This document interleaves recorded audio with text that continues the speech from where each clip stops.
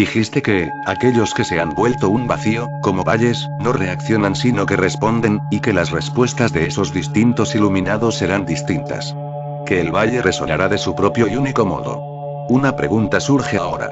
Si esos que se vuelven puro vacío, nada, conservan todavía una personalidad e individualidad.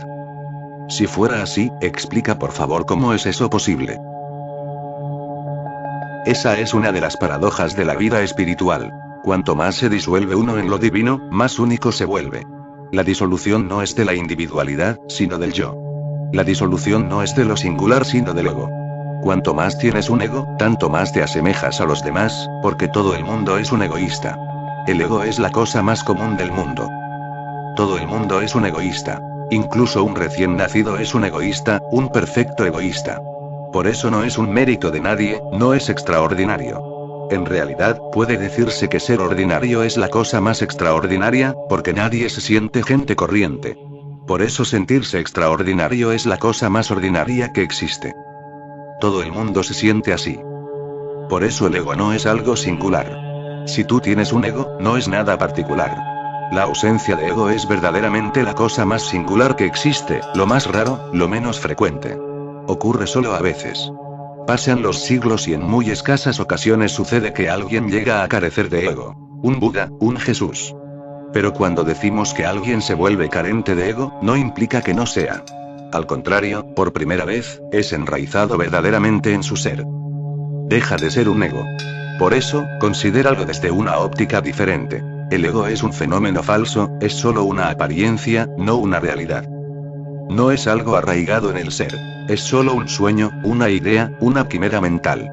Por eso cuanto más pertenezcas al ego, menos pertenecerás a la existencia.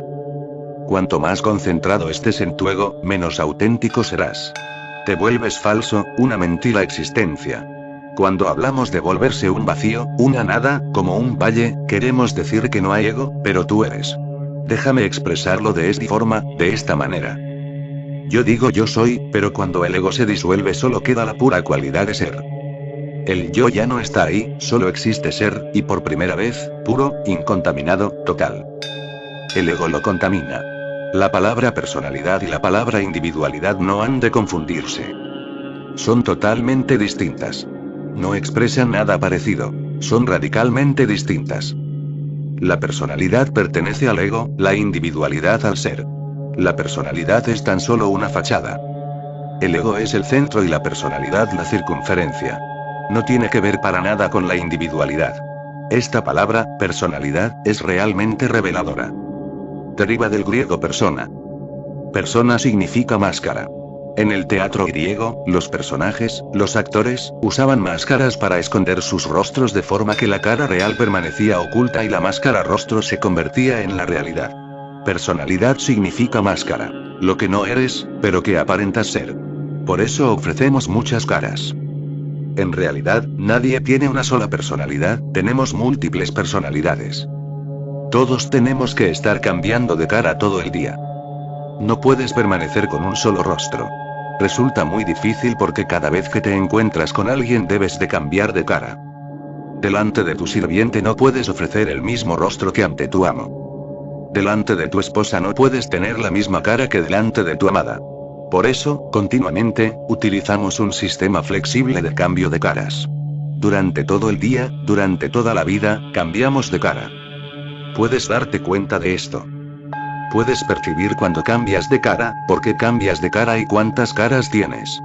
Por eso, realmente personalidad quiere decir un sistema flexible de caras, y cuando te refieres a alguien como que tiene una gran personalidad, únicamente quiere decir que tiene un sistema más flexible. No es un hombre inamovible. Posee un sistema más flexible. Puede cambiar fácilmente. Es un gran actor. Esto es la personalidad. Tienes que estar construyéndola a cada instante. Y así nadie puede estar a gusto con su personalidad. Es un constante esfuerzo. Por tanto, si estás cansado, tu personalidad perderá brillo. Por la mañana tu personalidad tiene cierto brillo, por la noche ha desaparecido. Todo el día usándola. Es un constante cambio. Por eso cuando uso la palabra personalidad, quiero decir una falsa apariencia que has creado a tu alrededor. La individualidad es algo más. Individualidad no implica algo construido y creado por ti, sino por la verdadera naturaleza de tu ser. Otra vez, la palabra individualidad es muy reveladora. Significa todo lo que no puede ser dividido, lo que es indivisible. Poseemos una naturaleza intrínseca e inherente que no puede ser dividida, que es indivisible. Carl Gustav Jung prefiere utilizar la palabra individualización en referencia a uno de los fenómenos más trascendentes. Dice que la individualización es el camino hacia la verdad, hacia lo divino. Individualización. Ser un individuo.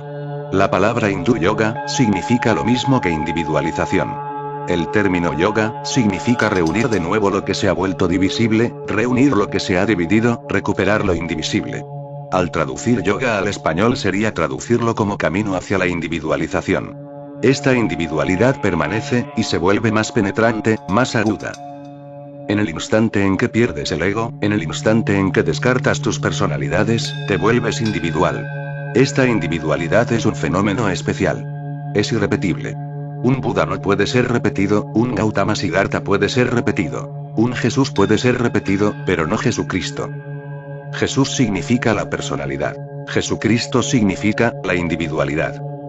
Gautama Siddhartha es común, puede ser emulado. Cualquiera puede ser un Gautama Siddhartha. Pero en el instante en que Gautama Siddhartha se ilumina y se convierte en un Buda, el fenómeno es irrepetible. Es único. Nunca fue antes ni nunca volverá a ser. Esta cualidad de ser un Buda, esta cima de realización, es tan singular que no puede ser repetida. Por eso cuando digo, sé como un valle, y cuando digo que cada valle resonará de modo distinto, quiero decir que cada valle tiene su propia individualidad. Buda tiene la suya, Jesús la suya, Krishna la suya. Así que, realmente, es bueno que lo comprendas. ¿Y por qué Krishna, Cristo y Buda difieren tanto? Son distintos. Difieren tanto como es posible, pero aún son, en profundidad uno. Por lo que la individualización implica, son uno. En lo concerniente a sus individualidades son distintos. Han alcanzado lo indiviso. Han conocido lo indiviso, la unidad básica de la existencia. Pero esta unidad básica y su realización no implica que ahora no sean únicos. Ahora son realmente únicos. Por eso es por lo que digo que es una de las paradojas. Dos personas comunes pueden ser distintas, pero su diferenciación nunca será absoluta, total. Nunca. Incluso en su disimilitud poseen semblanzas. En realidad, su diferencia solo es gradual. Aunque supongan lo contrario uno de otro, su diferencia solo es cuantitativa. Una persona que es comunista y una que es anticomunista solo se diferencian cuantitativamente. La persona que es anticomunista es todavía comunista solo que en un menor grado. Una persona que es comunista es todavía un capitalista, pero en menor grado. La diferencia siempre es de grados. Y pueden cambiar de bando muy fácilmente, no hay problema. En general, cambian.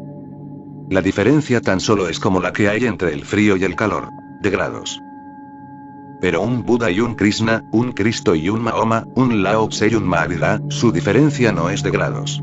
Ellos nunca se encuentran. Y esta es la paradoja. Han alcanzado la unidad, y aún así no son iguales. La diferencia no es de grados. La diferencia estriba en su singularidad. ¿Qué quiero decir con singularidad? Podemos concebir la unidad muy fácilmente. Una gota de agua cae en el océano y se vuelve uno con él. La gota ha desaparecido para siempre. Ya no está en ninguna parte. Un Buda no desaparece así. Su desaparición se hace de forma distinta. Si colocas una llama ante el sol, la llama se vuelve una con el sol, pero no pierde su individualidad. Permanece como ella misma. Si encendemos 50 llamas en esta habitación crearán una sola luz, pero cada llama será única en sí misma. Por eso la disolución en lo cósmico no es una simple disolución. Es muy compleja. La complejidad es esta. El que se disuelve, permanece. Antes bien, al contrario, por primera vez, es. Esta individualidad resuena de modo diferente, y esa es su belleza. Es hermoso. De otra forma sería desagradable. Tan solo considera. Si Buda hubiese resonado del mismo modo que Jesús, el mundo sería más pobre, muy pobre. Un Buda responde según su propio estilo. Un Jesús lo hace en el suyo propio. Por ello, el mundo es aún más rico y de ahí su belleza. El mundo es más libre y tú puedes ser tú mismo. Pero uno debe recordar esta distinción. Cuando digo que puedes ser tú mismo, no me refiero a tu ego. Cuando digo que puedes ser tú mismo, me refiero a tu naturaleza, tu Tao, tu existencia. Pero ella tiene una individualidad. Esa individualidad no es una personalidad. Por eso digo que pertenece a la misma existencia, aunque individualmente. Resuenan desde la misma hondura, pero individualmente. No hay ningún ego presente. Tan solo la singularidad permanece. Este mundo no es tan solo una unidad incolora. No es monótono, es multicolor, es multitonal. Puedes crear música con una sola nota, pero resultará aburrida y monótona. No puede percibirse como vital, no puede ser bella. Mediante la utilización de distintas notas se logra una armonía más compleja y más sutil. Es multitonal. Hay una armonía de fondo, pero no resulta monótona. Y cada nota posee su propia individualidad. Contribuye a la armonía total, y contribuye tan solo porque posee su propia individualidad. Un Buda contribuye porque es un Buda, y Jesús contribuye tan solo porque es Jesús. Aporta una nueva nota, una nueva vibración. Con él nace una nueva armonía. Pero esto es posible únicamente porque él posee una individualidad. Y esto no es aplicable solo a cosas profundas, incluso en las cosas más triviales y sencillas, Buda y Jesús difieren. Un Buda camina según su modo propio, nadie puede caminar como él. Un Jesús mira como solo él puede hacerlo, nadie puede mirar así. Sus ojos, sus gestos, sus mismas palabras, son únicas. Los otros no pueden tan siquiera concebirlas. Este mundo es una armonía de notas singulares, y la música es más rica por ello. Cada valle resonando según su propio estilo. Todos esos buenos consejeros que intentan imponer una unidad muerta, que intentan borrar todo rastro de individualidad de uno, que dicen que el Corán significa lo mismo que el Gita, que dicen que Buda enseña lo mismo que Mahavira, no se dan cuenta en verdad de las tonterías que están diciendo. Y si pudieran resultar vencedores, el mundo se convertiría en un mundo pobre. ¿Cómo puede el Corán expresar lo mismo que el Gita? ¿Y cómo puede decir el Gita lo mismo que el Corán? El Corán tiene su propia individualidad, ningún Gita puede decir eso, ningún Corán puede copiar el Gita, porque Krishna tiene su propia aura. Mahoma, la suya propia. Nunca se encuentran y aún así, sostengo que se mantienen sobre la misma base. Nunca se encuentran, y de ahí su belleza. Y nunca se encontrarán. Son como dos líneas paralelas hacia el infinito. Nunca se encontrarán. Esto es lo que quiero expresar cuando digo singularidad. Son como cumbres. Cuanto más alto asciende un pico, menor es la posibilidad de conectar con otro. Puedes conectar cuando estás en la base. Todo está conectado, pero cuanto más alto subes, cuanto más semejante a un pico te vuelves, menor es la posibilidad de cualquier contacto. Por eso son como cumbres de los Himalayas, sin encontrarse nunca. Y si intentas imponer una falsa unidad sobre ellos, solo lograrás destruir los picos. Son diferentes, pero sus diferencias no suponen confrontación, sus diferencias no suponen necesariamente un conflicto. El conflicto surge cuando no estás dispuesto a aceptar las diferencias. Entonces te pones a buscar similaridades. O encontramos similitudes o nos enemistamos. O bien dicen lo mismo, o nos enemistamos. Solamente tenemos dos alternativas, y ambas equivocadas. Ambas pertenecen a una misma actitud. ¿Por qué no pueden ser ellos distintos?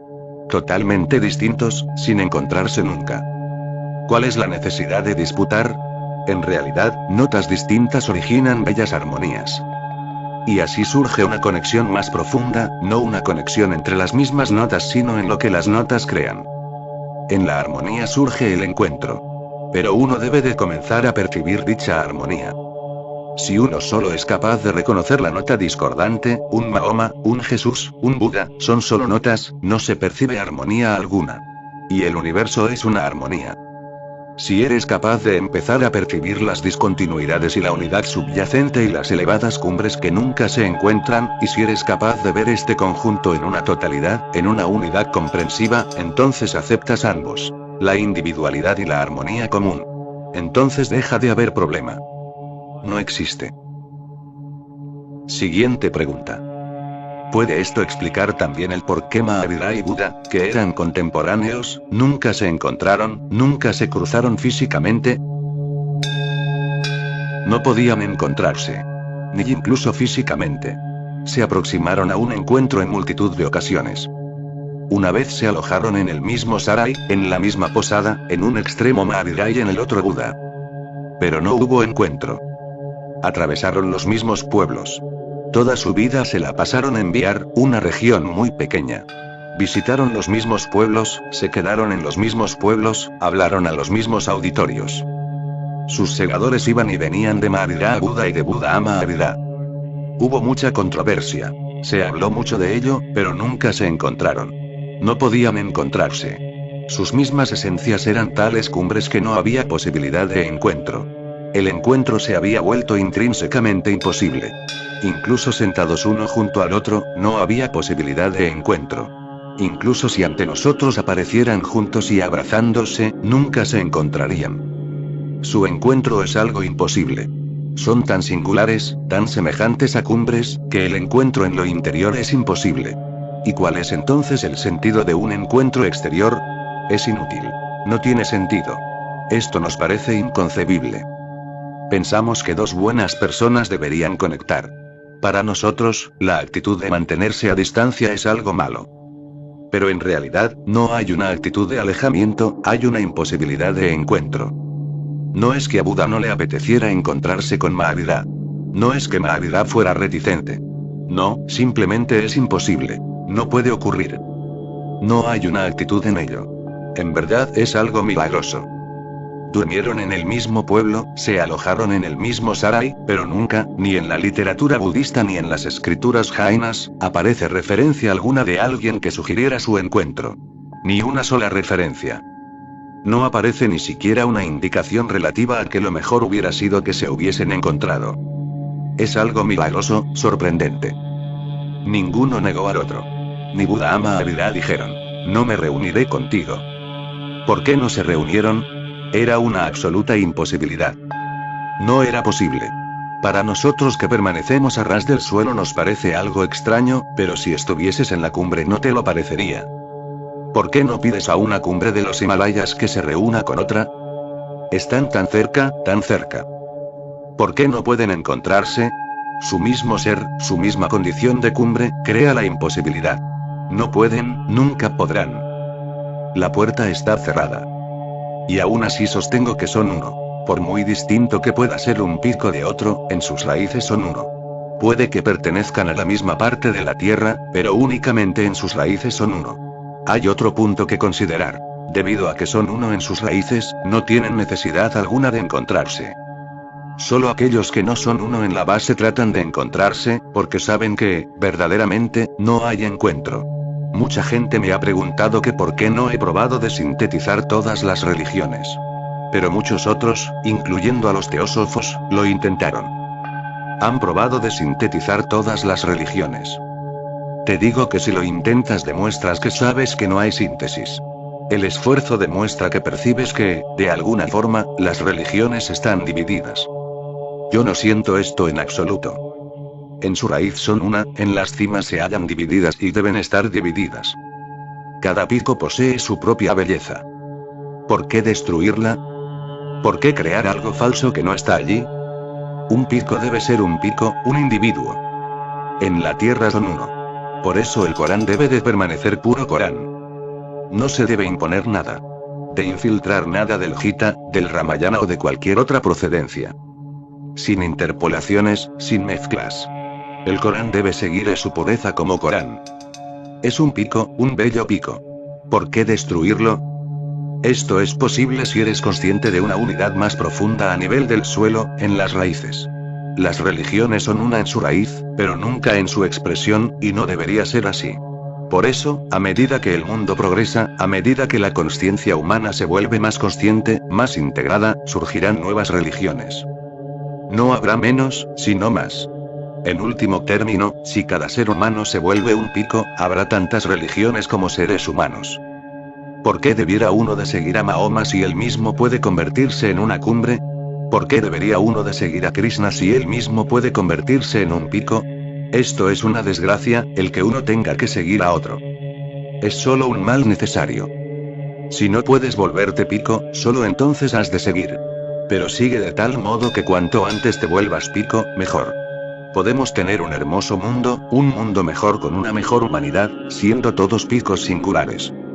Pero esa cumbre se alcanza solo a través de la individualización, mediante la disolución del ego y de la falsa personalidad, y el permanecer centrado en tu naturaleza, en tu puro ser. Entonces te vuelves como un valle, y luego resuenas. Siguiente pregunta. Explicaste los 3 modos de escuchar. Primero, el escuchar a través del intelecto. Segundo, escuchar a través de la emoción, la simpatía y el amor. Y tercero, mediante la totalidad del ser, mediante la fe. Considerando las 2 primeras clases de escucha, ¿cómo puede uno alcanzar el tercer tipo de escucha, esto es, mediante la totalidad del ser, mediante la fe? ¿Y están el intelecto y las emociones incluidas e implícitas en el tercer tipo de escucha? La escucha intelectual significa que cuando estás escuchando, simultáneamente estás argumentando en tu interior. Tiene lugar un constante debate. Te digo algo, tú estás escuchando y dentro se desarrolla constantemente un debate sobre si esto es correcto o no. Comparas con tus propios conceptos, con tu ideología, con tu sistema. Así que, constantemente, mientras me escuchas, sopesas si confirmo tus ideas o no, si estoy de acuerdo contigo o no, si lo aceptas o no, si te convenzo o no. ¿Cómo es posible que se dé el escuchar de este modo? Estás demasiado lleno de ti mismo, por eso es milagroso que dentro de esta constante agitación seas capaz de escuchar algo. Incluso entonces, sea lo que sea que escuches no será lo que he dicho. No puede serlo, porque cuando la mente está llena de sus propias ideas, colorea todo lo que le llega. Oye no lo que se le está diciendo sino lo que quiere oír. Escoge, descarta, interpreta, y solo entonces algo penetra, pero tiene ya una forma distinta. Esto es lo que quiero decir con el escuchar desde el intelecto. Si quieres profundizar en lo que se dice, esta agitación interior ha de cesar. Debe cesar, no debe continuar. De otro modo, tú lo interpretas a tu modo y estás destruyendo a cada momento la posibilidad de que algo te pueda suceder. Tú puedes perdértelo, y todo el mundo se lo está perdiendo. Vivimos encerrados en nuestras mentes y llevamos este encapsulamiento donde quiera que vayamos. Veamos lo que veamos, oigamos lo que oigamos, suceda lo que suceda, nunca es transmitido a la consciencia interior directamente. La mente permanece como barrera entre medio, siempre confundiendo. Uno debe darse cuenta de esto. Es lo primero para poder profundizar. Esto es lo primero para pasar al segundo estado de escucha. Ser conscientes de lo que tu mente te está haciendo. Se entromete. Vayas donde vayas, va antes que tú. No es como una sombra que te sigue. Tú te vuelves su sombra. Se pone en movimiento, y tú la has de seguir. Va delante de ti y lo colorea todo. Por eso nunca estás en contacto con la facticidad de algo. La mente crea ficción. Deberías darte cuenta de este fenómeno, de lo que la mente está haciendo. Pero no lo haces, porque estamos identificados con la mente, nunca creemos que la mente está haciendo algo. Cuando digo algo y no encaja totalmente con tus ideas, nunca piensas que sea la mente la que no encaja con lo que digo. Piensas, no me convence. No tienes una distancia entre tú y tu mente. Estás identificado. Ese es el verdadero problema. Así es como la mente puede engañarte. Te identificas con la idea o con un proceso mental. Y es extraño, porque tan solo 2 días antes ese pensamiento no era tuyo. Lo oíste en algún lado, ahora lo has absorbido y se ha vuelto tuyo. Y ahora este pensamiento te dirá, no, esto no es lo correcto porque no encaja conmigo. No percibirás la diferencia de que es la mente la que está hablando, de que es la memoria la que está hablando, de que es el mecanismo el que está hablando. No sentirás que debo permanecer distante. Incluso si tienes que comparar, si tienes que juzgar, debes permanecer distante, separado de tu memoria, de tu mente, de tu pasado. Pero hay una identificación sutil. Mi mente soy yo. Por eso digo, soy un comunista o soy católico o soy hindú. Nunca digo, mi mente se ha desarrollado de tal forma que mi mente es hindú. Este es el hecho. Tú no eres hindú. ¿Cómo puedes ser tú un hindú? Solo la mente lo es. Si tú fueras hindú no existiría posibilidad alguna de transformación. La mente puede ser cambiada y tú debes ser capaz de cambiarla. Si te identificas con ella, pierdes tu libertad. La mayor libertad es liberarte de tu propia mente. Lo más grande, lo digo, liberarte de tu propia mente.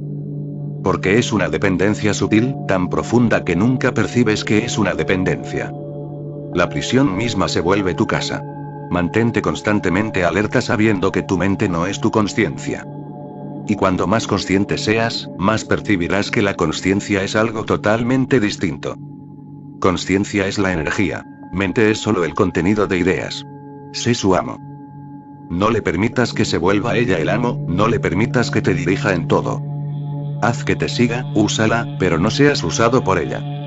Es un instrumento, pero nos identificamos con este instrumento. Rompe la identificación. Recuerda que tú no eres la mente. Pero en realidad la gente llamada religiosa siempre recuerda. No somos el cuerpo. Nunca recuerdan. No somos la mente. Y el cuerpo no constituye esclavitud alguna.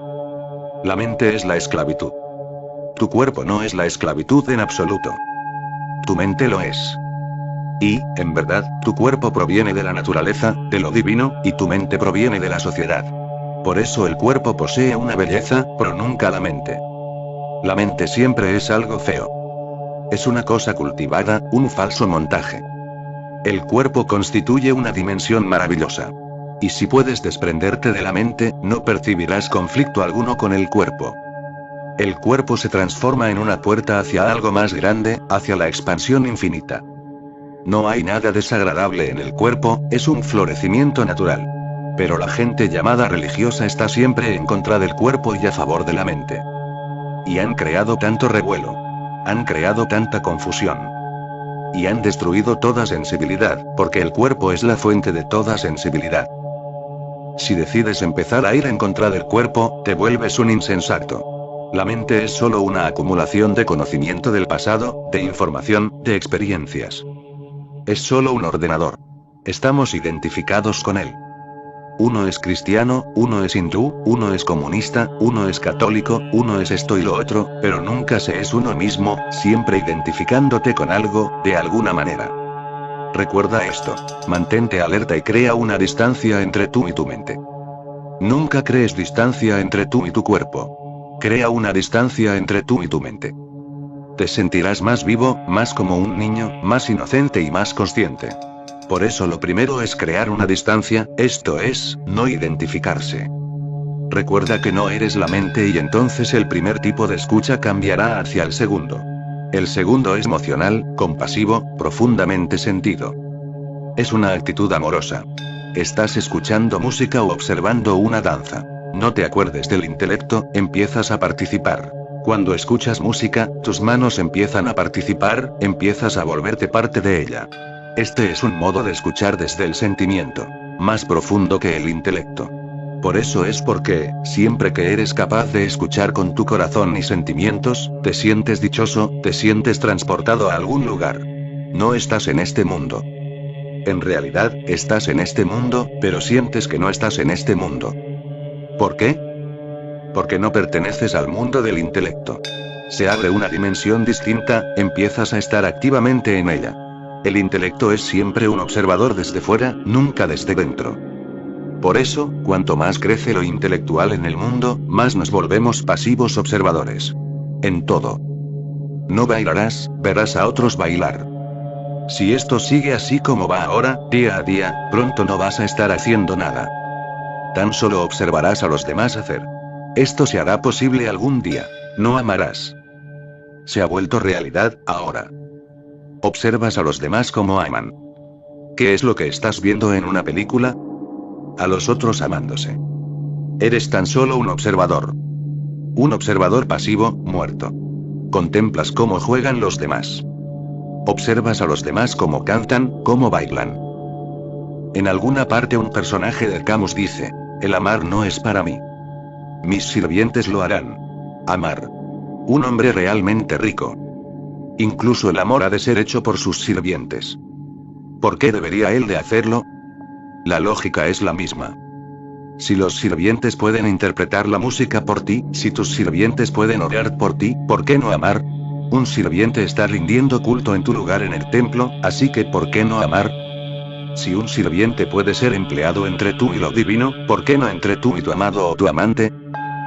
¿Qué hay de malo en ello? La lógica es la misma. Y, verdaderamente, pronto los que sean ricos dejarán de hacer el amor por sí mismos, porque sus sirvientes pueden hacerlo. Solo los pobres tendrán que hacer el amor por sí mismos y se sentirán desgraciados por ello. Todo puede ser delegado.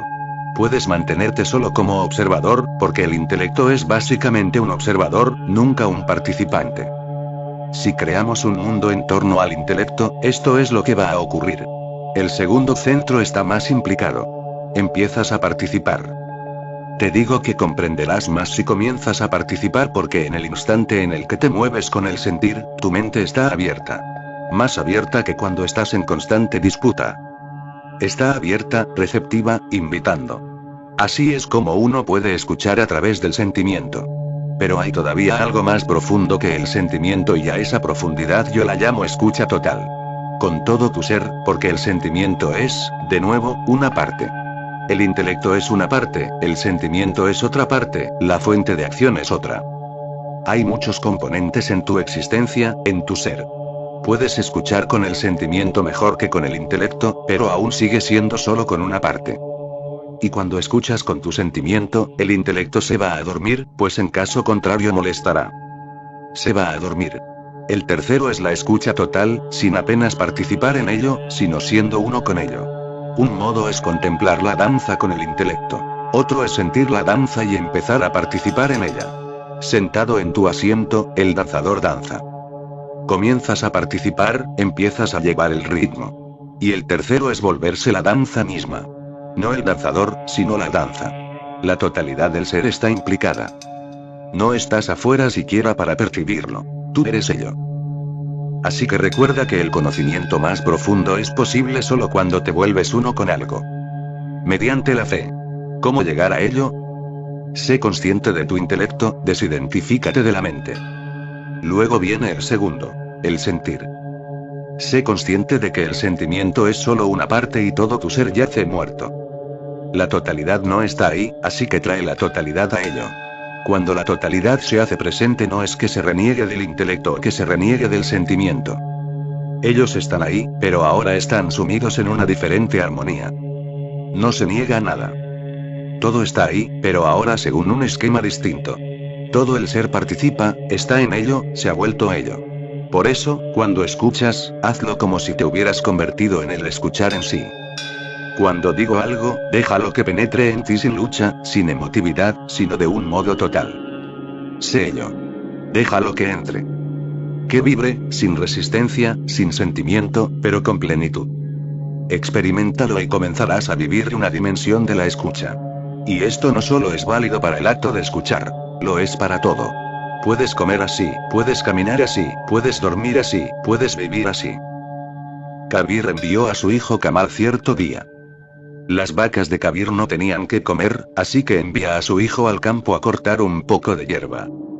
Kamal se va y no vuelve. Llega la tarde y llega a la noche y Kabir y las vacas están hambrientas. ¿Dónde se ha ido Kamal? Entonces Kabir decide ir a buscarle.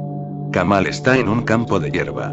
El sol se está poniendo, el viento sopla, la hierba ondula como las olas, y Kamal está ahí cimbreándose con la hierba. Todo el día se lo ha pasado así, y Kabir llega y le dice: ¿Te has vuelto loco Kamal? ¿Qué es lo que haces? De repente Kamal es traído de vuelta a un mundo diferente y dice: Oh. Olvidé que soy Kamal. Me volví como la hierba. Dejé de ser. Me volví hierba. Me moví con ella, bailé con ella y olvidé el por qué había venido aquí. Dímelo ahora, ¿a qué vine? Kabir le dice: a cortar hierba. Entonces Kamal se ríe y le contesta: ¿cómo puede uno cortarse a sí mismo? Hoy no es posible. Volveré otra vez y lo probaré, pero no puedo prometerte nada porque he conocido una dimensión distinta. Un mundo diferente se ha abierto ante mí. Kabir, desde este día, llamó a su hijo, Kamal. Kamal significa un milagro. Este es el milagro. Si puedes absorberte totalmente en algo, el milagro sucede. Y esto no solo es aplicable al acto de escuchar, es aplicable a todo. Sé total. Muévete totalmente. No te dividas. Nunca te dividas. Cualquier división es un desperdicio de energía, cualquier división es suicida. No olvidas. Si amas, ama totalmente, no te contengas. Si escuchas, escucha totalmente, no retengas nada. Tan solo muévete íntegramente. Solo este movimiento total puede llevarte a una vivencia en donde no se puede encontrar al ego. Puede ser hallado con el intelecto, puede ser hallado con el sentimiento, pero nunca con todo tu ser. Puede encontrarse con el intelecto porque el intelecto no tiene un centro propio. No permitirá al centro de la totalidad que entre en escena, por eso el intelecto ha de crear su propio centro. Se convierte en el ego. El sentimiento no permitirá lo total. De este modo el sentimiento tiene su propio centro. Se convierte en el ego. Por eso es que los hombres y las mujeres tienen distintos tipos de egos, porque el ego del hombre está centrado en el intelecto y el ego de la mujer está centrado en el sentimiento. Tienen distintas calidades de ego. Por eso un hombre no puede entender nunca a una mujer y una mujer nunca puede entender a un hombre. Tienen distintas clases de centro y diferentes lenguajes. Cuando el intelecto dice sí, quiere decir sí. Cuando lo emocional dice sí, no implica necesariamente que quiera decir sí. Cuando lo emocional dice no, puede significar que sí, puede que sea tan solo una invitación para que sea persuadida un poco más. Si tomas lo que dice una mujer literalmente, estarás en dificultades, porque su palabra no es una aseveración de tipo intelectual. Tiene un modo distinto de actuar, una cualidad distinta. El intelecto posee un ego directo, matemático. Puedes comprenderlo fácilmente. Por eso el entender a un hombre no es algo difícil porque su lógica es directa. 2 y 2 son 4. Comprender a una mujer es diferente porque su lógica no va en línea recta. Se mueve en círculos de modo que 2 y 2 nunca hacen 4. Pueden ser igual a cualquier cosa, pero nunca 4. Su lógica se mueve circularmente. Lo emocional se mueve en círculo. La lógica y el intelecto se mueven en línea recta. Cuando algo se mueve en círculo nunca puedes tener certeza sobre lo que significa porque puede significar lo contrario. En poco tiempo se habrá desplazado sobre el círculo y será lo opuesto de su propia aseveración. Así que con una mujer uno tiene que ser consciente no de lo que ella dice, sino de lo que quiere decir. Lo que diga no tiene mucha importancia. Lo que quiere decir sí la tiene. Y su significado es a veces muy diferente, quiere decir sí la tiene. Y su significado es a veces muy diferente. Por eso siempre ha ocurrido que las personas muy intelectuales nunca han estado muy a gusto con sus esposas. Nunca.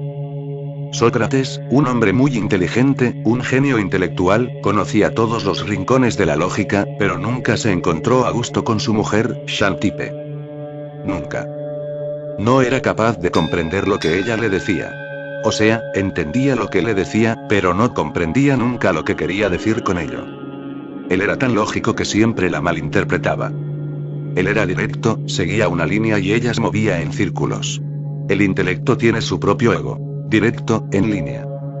Lo emocional tiene su propio ego. Circular. Ambos poseen egos. Pero lo total no tiene ego. Lo total posee individualidad. Por eso cuando alcanzas la totalidad, no eres ni hombre ni mujer. Eres ambos y no eres ninguno. Trasciendes y abarcas ambos. Esto es lo que quiere decir Ardhanarisvar, medio hombre y medio mujer. En el interior sucede una profunda comunión. Te vuelves total, uno, sin división. Una cosa debes saber. Esto no es algo fijo. Cuando digo que el hombre posee un ego intelectual, no es una afirmación absoluta. En algunos momentos puede volver al ego emocional. En algunos momentos una mujer puede tener un ego intelectual. Y entonces las cosas se complican. Cuando un hombre se halla en dificultades, regresa al ego emocional. Empezará a llorar y hablará en un modo que le es incomprensible. Y más tarde dirá, no puedo explicar lo que me pasó. A pesar de mí mismo, comencé a llorar, comencé a actuar de una forma en la que no debería haber actuado. Un hombre muy fuerte, en una situación especial, puede empezar a comportarse de un modo muy emocional. Y una mujer muy emocional puede, en una situación particular, comportarse de una forma masculina.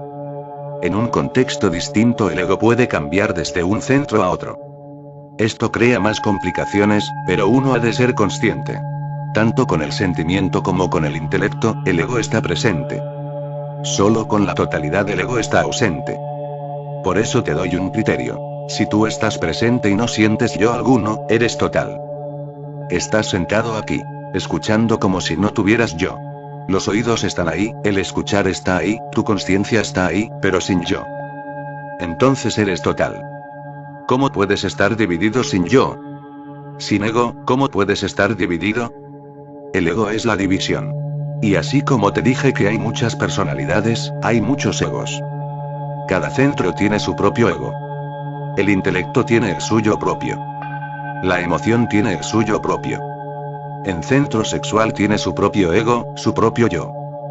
Si profundizas en la bioestructura del cuerpo, cada célula tiene su propio ego. Esa es la división. Si careces de ego, si tan solo estás, sin sentimiento de yo, entonces eres total. Y en ese ser total, incluso si por un solo instante eres total, serás despertado súbitamente. Y en este estado cualquier cosa puede despertarte, cualquier cosa. Una monja zen estaba transportando una vasija con agua.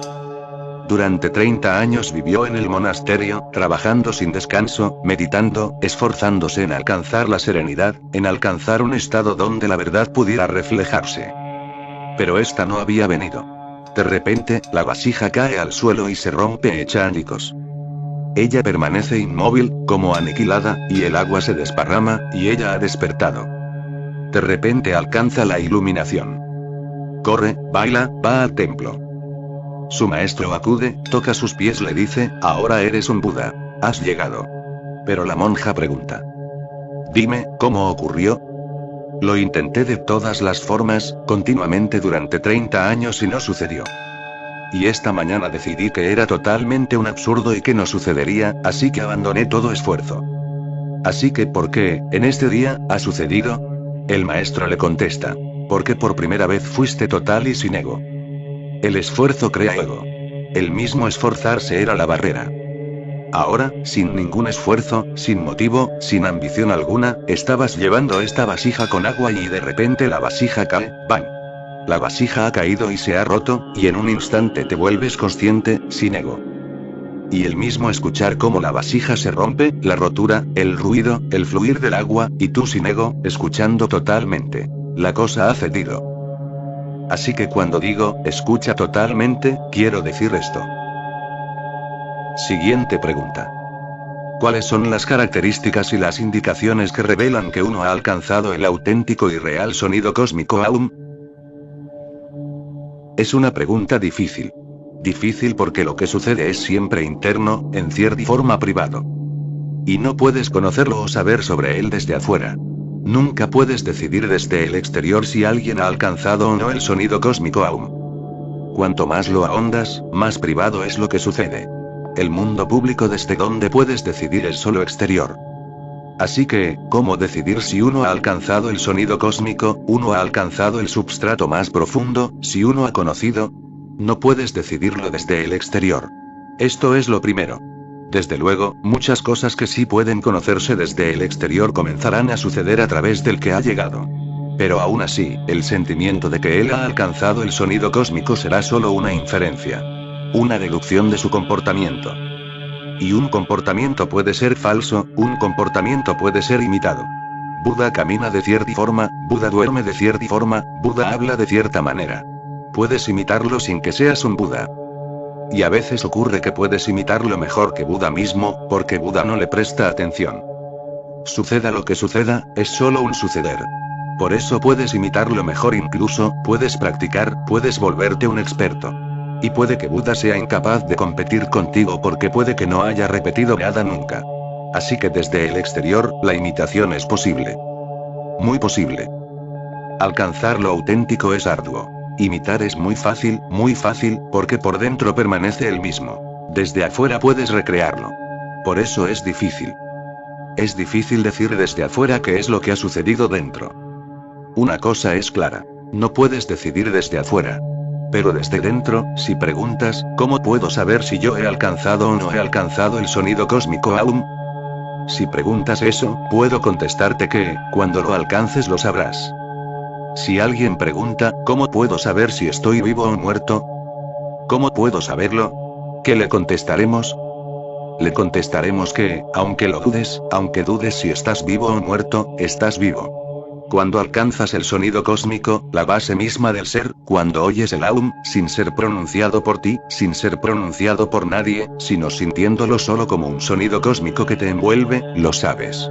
El fenómeno es tan real que, en realidad, la pregunta nunca surge. Nunca te preguntas si el Aum, este sonido, es real o no. La pregunta que surge es si yo soy o no soy real. Te evaporas, te vuelves irreal. Te vuelves un fantasma, un espectro. Ahora tu realidad no es como siempre ha sido. A tu alrededor, lo real es. Pero puede que incluso sea un sueño. También en un sueño sientes que todo es real, por eso ¿cómo decidir si este sonido que oyes es un sueño o una realidad? La decisión proviene de cierta fuente. Nunca serás el mismo otra vez. El antes y el después. El acto de oír este aún marcará una discontinuidad en tu existencia. De ahora en adelante, nunca serás el mismo. No serás capaz de conectar con tu propio pasado. Te abandonará. Lo recordarás como si hubiese pertenecido a algún otro. Tu memoria ya no será más la tuya. Después de esta experiencia renacerás, y tu renacimiento será la evidencia. Nunca serás el mismo de nuevo. Lo viejo se ha ido, no puedes ya encontrar al viejo hombre. No está en ninguna parte. Estaba ahí y ahora ya no está. Para ti esto será la evidencia de que has oído. Pero creo que esto también tiene un tercer aspecto. Uno puede que continúe repitiendo el Aum, así que, ¿cómo saber si el Aum que uno está repitiendo y el Aum que uno se ha encontrado son distintos o son lo mismo? Lo percibirás, porque tú eres el centro del Aum que pronuncias, y luego él vibra en el exterior. Esta es la dimensión. Lo creas tal y como arrojas una piedra en un lago en calma. La piedra se vuelve el centro, y de allí surgen ondas que, al moverse, alcanzan la orilla. Cuando pronuncias Aum, creas un centro en ti mismo. Arrojas una piedra y luego el sonido se aleja, se aleja, se aleja lejos de ti. Esta es la dimensión, la dirección. Cuando oyes el sonido Aum, el sonido cósmico, es diferente. Llega, nunca se aleja. No se aleja de ti, viene a ti. Y no puedes encontrar al centro en ninguna parte. Solo se acerca y sigue acercándose.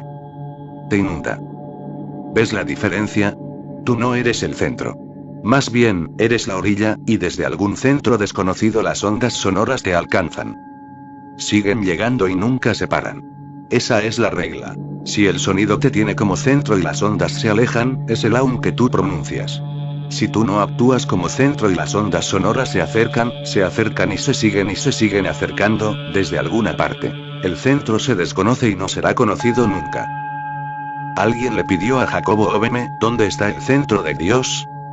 ¿Dónde se halla el centro del universo? Él contestó, en cualquier sitio o en ninguna parte.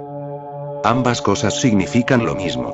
Generalmente, los buscadores van hacia lo divino, pero hasta que lo divino venga hacia ti, recuerda, puede que estés solo en una fantasía, solo en un sueño. Si vas hacia Dios, hacia lo divino, para encontrar al centro, seguirás buscando, pero nunca lo encontrarás. ¿Cómo puedes encontrar el centro? Únicamente el centro puede venir a ti. Por eso es una falsa relación la del buscador que va hacia Dios. La verdadera relación es totalmente distinta. Dios yendo hacia el buscador. Cuando estás preparado, Él llega.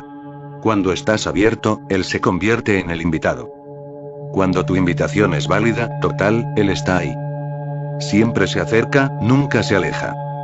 Así que, en realidad, no es el caso de un hombre en busca de Dios, sino, más bien, de Dios en busca del hombre. Pero tú te estás escondiendo, escapando, de modo que Él no puede encontrarte.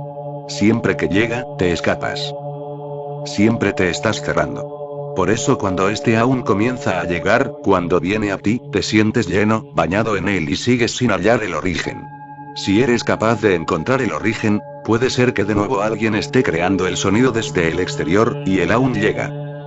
Puede que alguien esté entonando el aún en algún instrumento, y el aún aparece. No existe origen para él.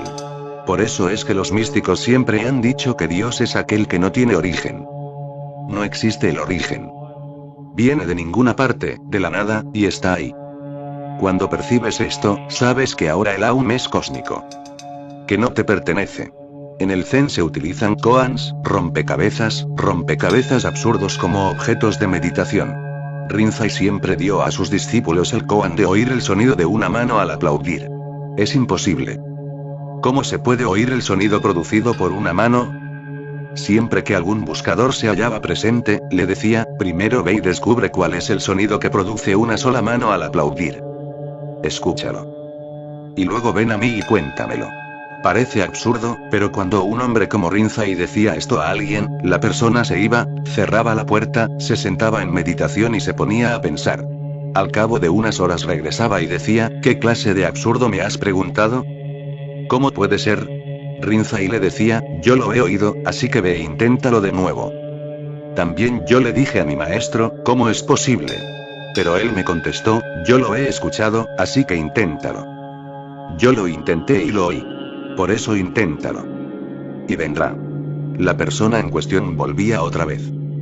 Cada mañana él tenía su darshan, su encuentro con su maestro, y el maestro le preguntaba, ¿lo has oído? Él contestaba, no. Aún no lo he oído. El maestro le decía que lo probara con más empeño. Así que él empezaba a imaginarse el sonido, porque es muy frustrante el tener que acudir cada día sin nada que mostrar al maestro. Por eso le decía, oh sí. Lo he oído. Es como el viento pasando entre las hojas. Pero el maestro le contestaba, no, no lo es, porque el viento y las hojas son dos cosas distintas. Debe de ser solo una. El viento pasando entre las hojas es un sonido muy común. Dos cosas pueden crear fricción, son todavía dos manos. No me puedes engañar. El viento entre los árboles son dos manos. No regreses a menos que hayas oído el sonido de una sola mano. Y él regresaba, una y otra vez y le decía, he oído esto y esto otro, o he escuchado el sonido del agua cayendo sobre el tejado. Volvía con muchísimas soluciones, y le eran negadas. Y así seguía meses y meses. Y de repente un día, Rinzai preguntó, ¿dónde está ese hombre? No ha venido desde hace mucho. Buscadlo y ved lo que está haciendo. Se le halló en su celda o bajo algún árbol, perdido, y fue llevado en presencia del maestro. Y el maestro le dijo, ¿ahora has oído? ¿O no lo has oído? Y le contestó, lo he oído, lo he oído. ¿Qué sonido es el que oyó? Solo hay un sonido. Ese es el sonido del aún cósmico que no se produce por fricción, no se produce entre dos cosas, sino simplemente es el sonido. No es creado por ningún palmear. En el momento en que alguien dice, lo he oído, se transforma en otra persona. No puede ser ya el mismo de nuevo. Y la diferencia será siempre esta. El sonido viniendo a ti desde la nada. El sonido sin fuente, no creado. Este es el sonido cósmico Aum.